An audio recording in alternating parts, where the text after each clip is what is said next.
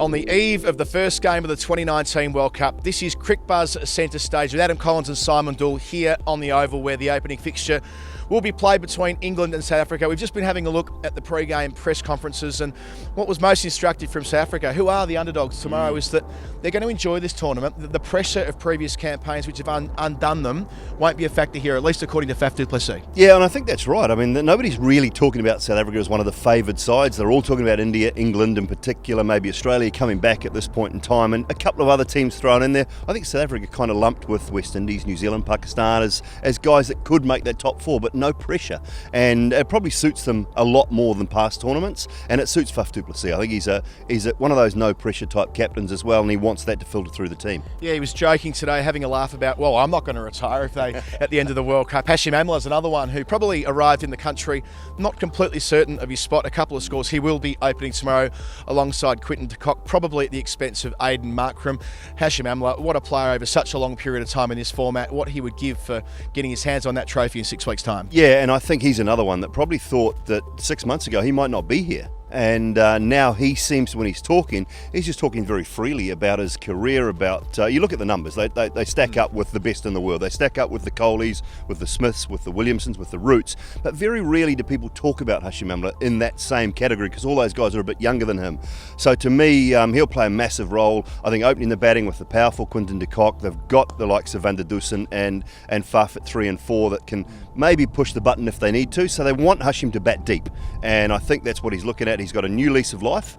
As I say, didn't think he'd be here probably 6 months ago, and he's making the most of every opportunity. And, you know, if he has a good tournament, South Africa can have a good tournament. South Africa's fast bowling, especially at maybe 10:30 in the morning here. We know, Simon, that early in the day in these sort of venues, the ball can move around. South Africa had a lot of success with the moving ball here a couple of years ago in the test matches, for example, but they won't have Dale Steyn. Hasn't quite come up from his shoulder injury. We'll see him later in the tournament, maybe even their second game against India later in the week, but it does mean they have to go to plan B. But Faf du Plessis says that's not necessarily a problem. They knew that there was always a chance Steyn wouldn't be here at the start. Yeah, well, they had their little niggles, haven't they? And Getty missed the IPL because of a little injury. Rabada was made to go home just a little bit earlier than the final series because of just a slight niggle in the back. They knew Steyn was probably going to be a game-by-game process, but they've got backup. Whether they use Morris, I know Peklaquao will play. Yep.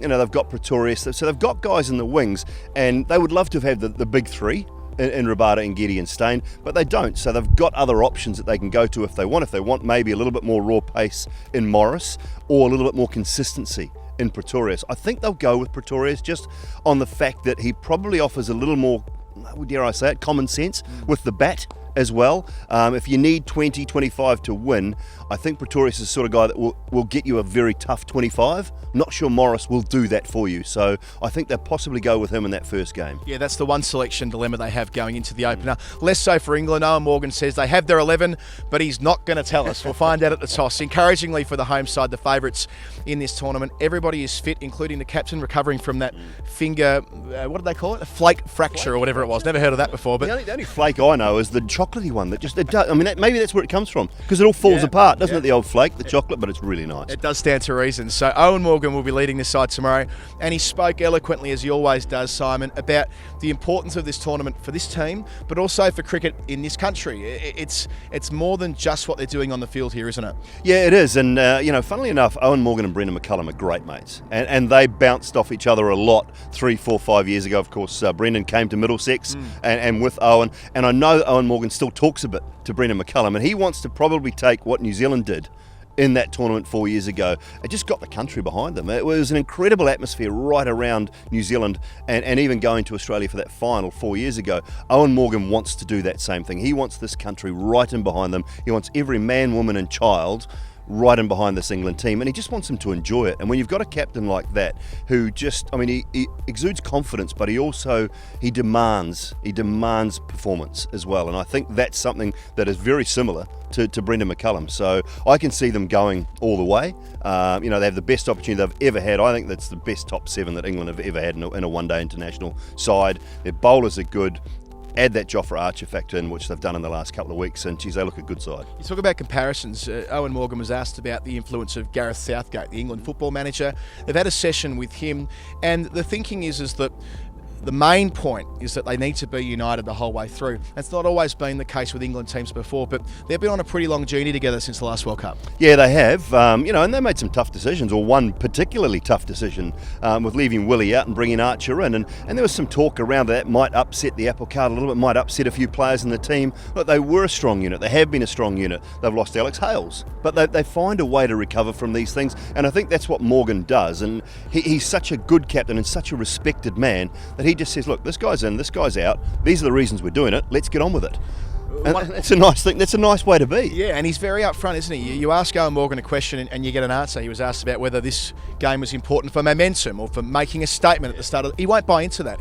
From his perspective, it's about getting the win tomorrow and letting the broader atmospherics take care of themselves. Yeah, absolutely. And it'll be one game at a time. And that's exactly how he'll approach it. He won't be looking at semis or finals or anything along those lines at all. It'll be one game at a time, put a performance on the board, get the runs like we've been doing, bowl like we have been, tackle catches, work hard on the field, and we'll worry about the next game after that. They do not want to look too far ahead. If they do that, that's when England will trip up. And also, he doesn't mind the favourite tag. So historically, England teams haven't, as he said, been favourites, but he'd far rather be in the position they are in now when there's expectations on their shoulders than when people are kind of writing them off. He wants to build over the next 20 years, as he said today, a side which consistently is in the top couple leading into a World Cup, like India, like Australia have been historically.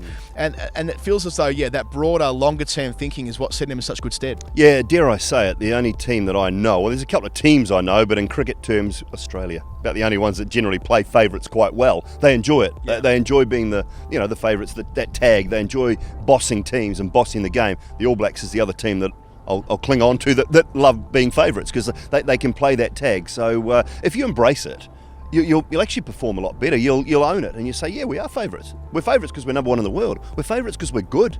We're favourites because we've got players, 6 of our top 7 that strike it over 100 in one-day internationals. That's why we're favourites. And Joe Root's lifted his from about 75 to 90, 85, 90 in the last 2 years. So they play a great brand of cricket. That's why they're favourites. Own it and they'll do well. It's going to be a great opener to the tournament tomorrow. I feel just a drop of rain in the air as we complete this blog. I'm sure it won't be an issue tomorrow. Let's hope for a great day to start World Cup 2019. Adam Collins and Simon Doull. This is Crick Buzz Centerstage. We can't wait to bring the tournament to you throughout the next 6 weeks.